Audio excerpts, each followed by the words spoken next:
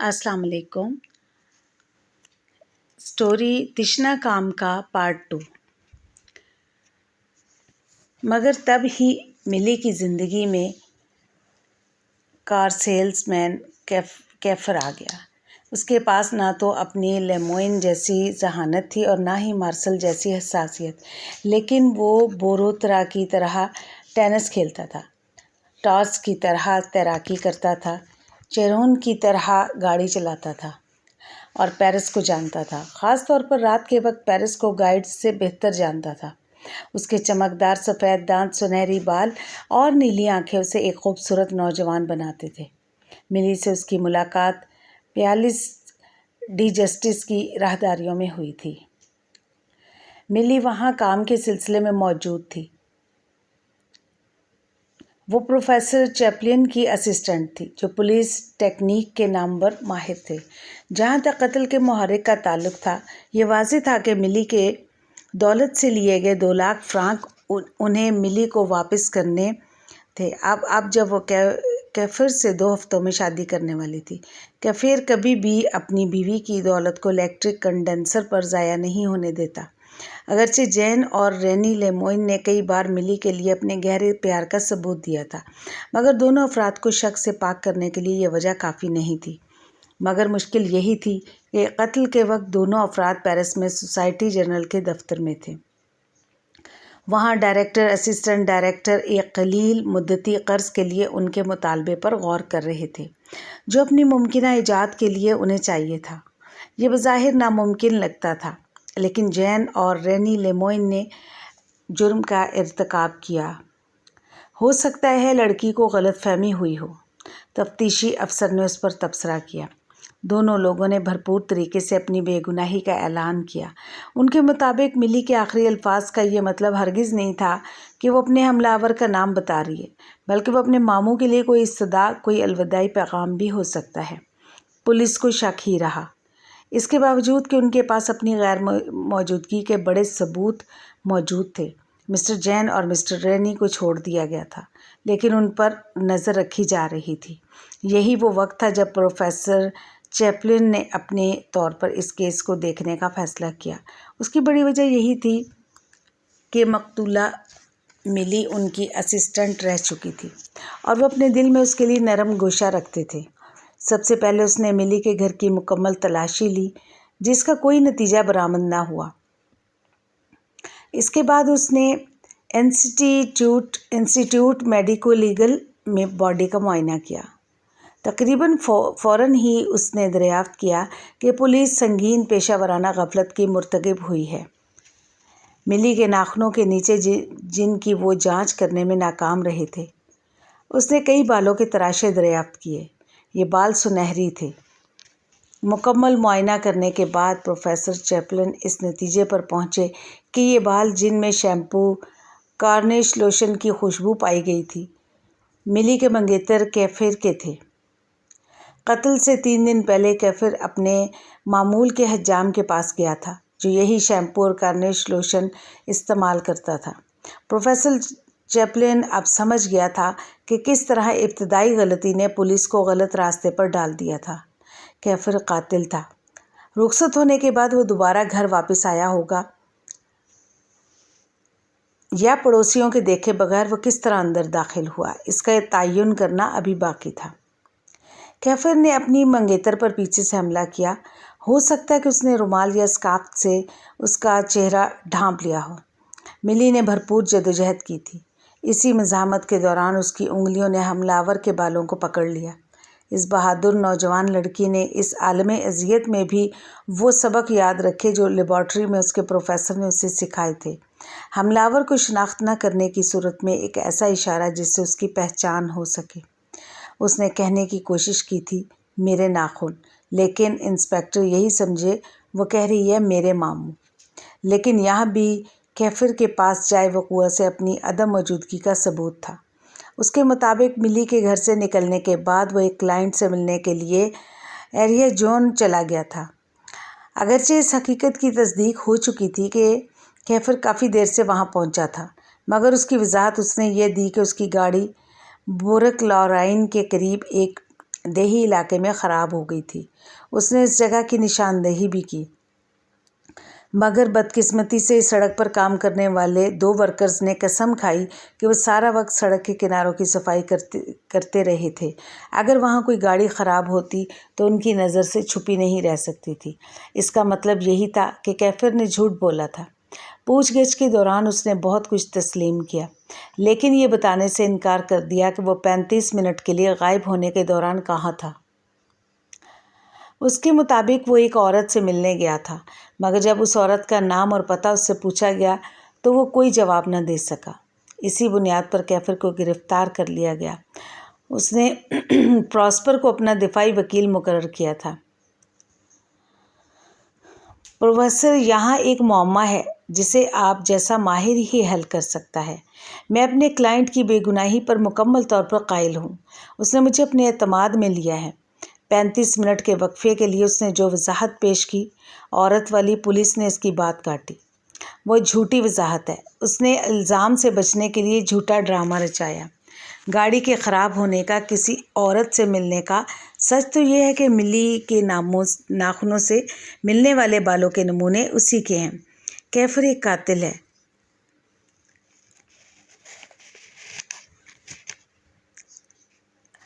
Prosper लेपिक professor 1 minute तक अपनी यरकान ज़दा नज़रों से उसे घूरता रहा। फिर उसने सर हिलाया और बोला, यहाँ उसने झूठ बोला, मैं मानता हूँ, लेकिन प्रोफेसर कैफर के कुछ राज हैं जिनको मैं यहाँ जाहिर नहीं कर सकता। 35 मिनट के लिए गुमशुदा होना भी उन्हीं राजों का एक हिस्सा है। मगर मैं आपको यकीन दिलाता हूँ कि इसका मौजूदा केस से कोई ताल्लुक़ नहीं। उसने अपनी मंगेतर का कत्ल नहीं किया। ऐसे भी क्या राज हैं कि वो कत्ल के इल्ज़ाम में गिरफ़्तार होना तो गवारा कर सकता है, मगर वो राज जाहिर नहीं कर सकता। प्रोफेसर ने तंज़िया लहजे में दरियाफ़्त किया, यहाँ आगे कुआं पीछे खाई वाला मामला है। अगर वो इस बारे में कुछ बताता है तब भी वो फंसेगा। इसी गैर यकीनी सूरत हाल के पेश नज़र उसने खामोश रहने को तरजीह दी। बालों के तराशे कैफर के हैं, प्रोफेसर धीमे से बड़बड़ाया। क्या मैं आपसे एक और सवाल कर सकता हूँ? प्रॉस्पर ने पूछा। ज़रूर। आपने देखा कि कैफर के बालों के जो हिस्से मिली के नाखूनों के नीचे पाए गए, उनमें से कोई भी बाल कुदरती तौर पर टूटा हुआ नहीं था और कहीं भी जड़ समेत मुकम्मल बाल नहीं मिले। क्या ये अजीब बात नहीं है? उसकी एक आसान सी वजाहत है। ह्यूएट मिली अपने नाखूनों के नीचे अपने हमलावर से कई बाल इकट्ठा करने में कामयाब रही, लेकिन छोटे हिस्से आसानी से नाखूनों में फंसे रह जाते हैं। लंबे बालों के लिए ऐसा नहीं है। लंबे बाल उस वक्त उसकी मुट्ठी या नाखूनों से निकल गए होंगे जब उसे बिस्तर पर ले जाया जा रहा था। उस वक्त किसी ने ये देखने की जहमत नहीं की।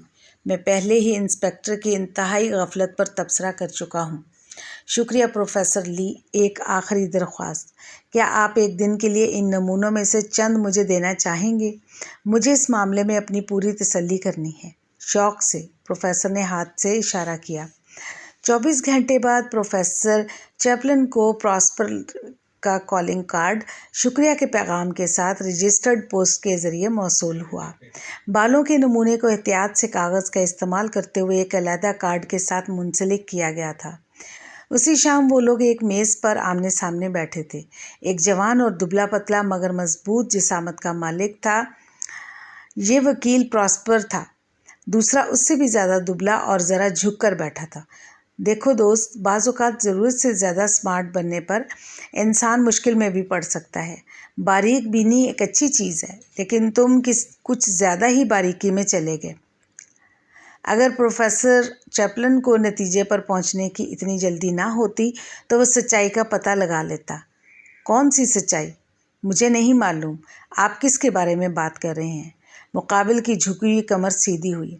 शाम का वक्त था और डूबते सूरज की आखिरी किरणें खिड़कियों के शीशों से मेज़ पर छन रही थी। ज़रा संजीदा होकर बात करें। लब्बैक ने बात जारी रखी। मैं यहाँ दुश्मन के तौर पर नहीं आया। तुम्हें यह समझना होगा, मैं एक वकील हूँ, पुलिस वाला नहीं। उस वक्त जेल में एक बेगुनाह आदमी है, इसीलिए मैं तुमसे मिलने आया हूँ। मिस्टर कातिल। सामने बैठा शख्स उछल कर रह गया। क्या तुम पागल हो? मैं जा रहा हूँ, वो उठने लगा। तुम खामोश बैठकर मेरी बात सुनोगे, सुकून से, और अपने हाथ मेज़ पर रख दो। वेरी गुड, अब सुनो। कत्ल के इल्ज़ाम की बुनियाद बालों के वो नमूने हैं जो मकतूला की उंगलियों के नीचे पाए गए। प्रोफेसर चैपलन ने इनकी जांच की और उन्हें कैफर के बालों के तौर पर शनाख्त किया और कैफर को गिरफ्तार कर लिया गया। प्रोफेसर चैपलन कैफर का नाम सामने आते ही मज़ीद गहराई में नहीं गए और कैफर को ही कातिल फ़र्ज़ कर लिया। लेकिन मैं कैफर का वकील हूँ और मेरे लिए ये बात इतनी सीधी नहीं थी। मुझे मज़ीद जानने का तजस्सुस था। मैंने प्रोफेसर चैपलन से बालों के वो तराशे लेकर एक माहिर केमिस्ट के हवाले किए, जिससे मैंने सवाल किया था कि उन्हें कब काटा या नोचा गया था। उसने दरियाफ्त किया कि उन्हें कत्ल की वारदात से तकरीबन 10 दिन पहले काटा गया था, इसलिए उन्हें 3 दिन पहले नोचे जाना मुमकिन ही नहीं था।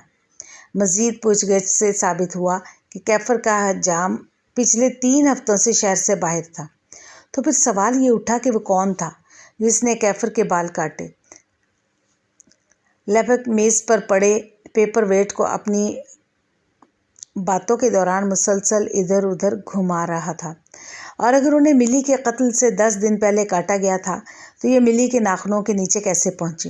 ये कहते हुए लेपक ने अचानक ही आगे झुकते हुए इस भारी पेपर वेट को मुखालिफ के इस हाथ पर मारा जिसमें न जाने कहाँ से एक छोटा पिस्तौल आ गया था। लेपक के इस वार के साथ ही वो उसके हाथ से छूटकर दूर जा गिरा। उस शख्स की कराह उभरी, पहले तेज़ और फिर दर्द से। उसे शायद लेपक से इतनी फुर्ती की उम्मीद नहीं थी। मैं जानता था तुम ऐसी कोई हरकत ज़रूर करोगे। लेपक मुस्कुराया। अब अपनी बेवकूफ़ियों को लगाम दो और मेरी बात ध्यान से सुनो। उस शख्स ने अपनी कोहनियों को मेज़ पर रखा और उस पर अपने सर को गिरा लिया। उस कमरे की दीवारों पर अजीब व गरीब मनाजिर की तस्वीरें अजीब से रंगों में रंगी हुई थी और मदन सी रोशनी में कुछ और भी नहूसत ज़दा लग रही थी। मार्शल लेमोइन, तुमने अपनी कज़न का कत्ल किया है। तुम शायद ये मंसूबा काफ़ी अरसे से बना रहे थे। तुमने उसे अंजाम देने के लिए जानबूझकर वक्त भी ऐसा चुना जब तुम अपनी कज़न के साथ घर में बिल्कुल अकेले थे। तुम्हारे पास कैफर के सर के बालों के तराशे थे जो तुमने 10 दिन पहले काटे थे। एक रात जब वो तुम्हारे स्टूडियो में सो रहा था, जैसा कि अक्सर रातगे उसकी आमद के दौरान हुआ करता था। कत्ल वाले दिन तुम अपनी कज़न के कमरे में उसके इल्म में आए बगैर दाखिल हुए। तुमने पीछे से उस पर हमला किया। वो तुम्हें देख नहीं पाई और तुमने सोचा कि वो मर चुकी है, लेकिन मिली सिर्फ बेहोश हुई थी। नीम बेहोशी की हालत में उसने महसूस किया उसकी उंगलियों की नोकों के साथ कुछ किया जा रहा है।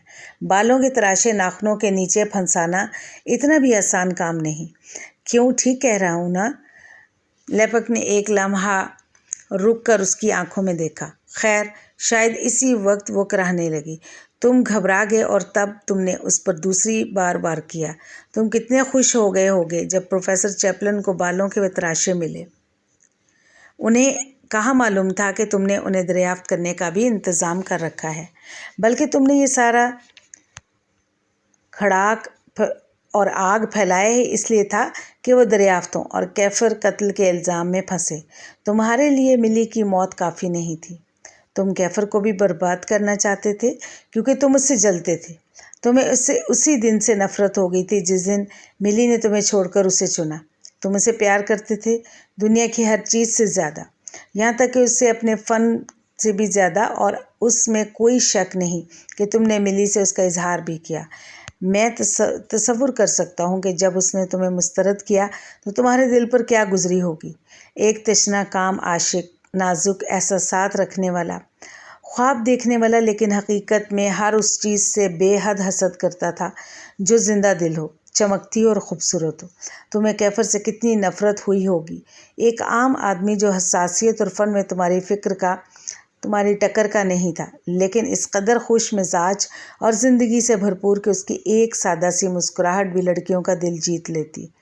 मार्शल लेमोइन अपना सर दोनों हाथों में थामे खामोश बैठा था, अपने गुस्से और एहसास कमतरी का शिकार, गैर सेहतमंद तस्वीरें बनाते हुए, एक फ़नकार होते हुए भी खुश मिजाजी से आजिज़।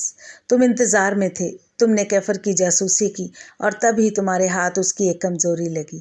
یہ تمہاری سب سے بڑی فتح تھی جب تم نے دریافت کیا کہ کیفر چوروں کے ایک گروہ میں شامل ہے۔